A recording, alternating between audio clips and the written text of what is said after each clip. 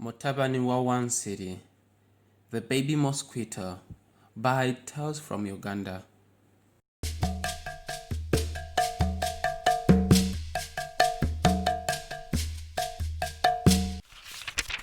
Mutabanni wa Wansiri.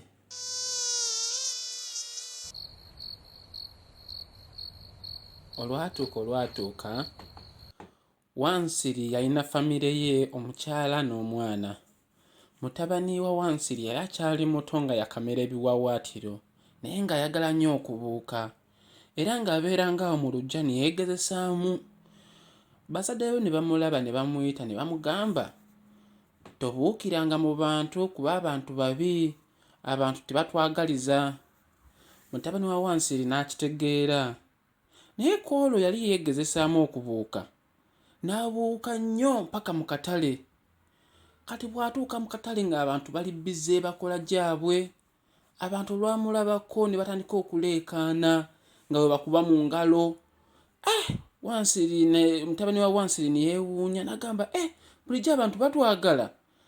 N'akkamuuko wansi kwegamba abantu bamuwaane bulungi nga bw'amanyi okukola ki, okubuuka. Munnange n'agamba kaddeyo waka, n'addayo ewaka n'anyumizaako bazadde be. Maama, taata, maama, ngenze mu katale abantu nga bansanyukira bankubira mu ngalo. Taata we n'amugamba, Mutabani, abantu babadde tebasanyuse kukulaba, abantu babadde baagala kukutta, kyovula babadde bakuba engalo, babadde baagala kukwata mu ngalo zaabwe bakutte. Mutabani wa Wansiri n'akitegeera era ne bamugamba, engeri gy'omaze okubuuka lwaleero, genda mu kitanda weebake. N'agamba kale, era nange awo ne labira nga mutabani wa Wansiri agenze mu kitanda kwebaka. Ekyo kituwa ky'okuyiga mu bulamu nti si buli muntu akutendereza kuwaanawaana takwagaliza birungi. Abamu baba bakukubira mu ngalo nga baagala kunyiga, kukutta nga mutabani wa Wansiri. Mwayagala mbasomere mu Luzungu kati? The Baby Mosquito.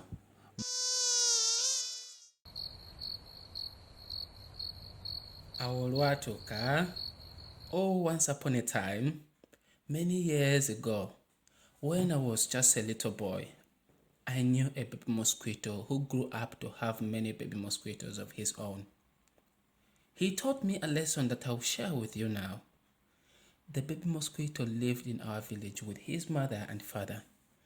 He was a happy baby mosquito, and his days were filled with learning how to fly. One day, Mama Mosquito and Taata Mosquito noticed his attempts at flying and called him over. Son, make sure you are not flying to human places.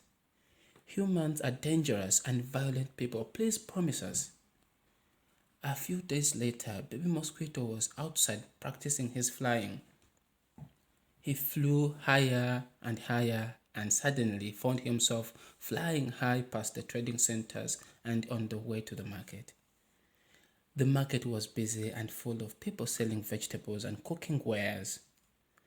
As soon as the market sellers spotted baby mosquitoes, they started clapping their hands and shouting. Baby Mosquito was so excited, he flew even lower so the sellers could clap louder for his new flying skills. He decided to fly straight home to tell his parents what he had seen. Tata, Mama, Tata, guess what? I flew to the market and I was so surprised that the humans loved me. They were clapping their hands and cheering me on as I flew. Baby Mosquito was so happy about his new friends. Mama Mosquito and Taata Mosquito looked at Baby Mosquito and frowned. Son, those people were not clapping their hands for your flying skills. They were clapping their hands to try and catch you. They wanted to squash you. They were not praising you. As Baby Mosquito left to go to bed, Mama Mosquito and Taata Mosquito laughed amongst themselves at Baby Mosquito's silly mistakes. This is the end of the story, and as we say in Luganda, Nanga Wenerabira, and for me, that is what I saw all those years ago. The moral of this story is not everyone who pretends to be your friend or praises you wishes you well. You can never know the true hearts of people. Let's go to bed now. Sula bulungi. Good night. See you next time for another bedtime story with Taata Musa.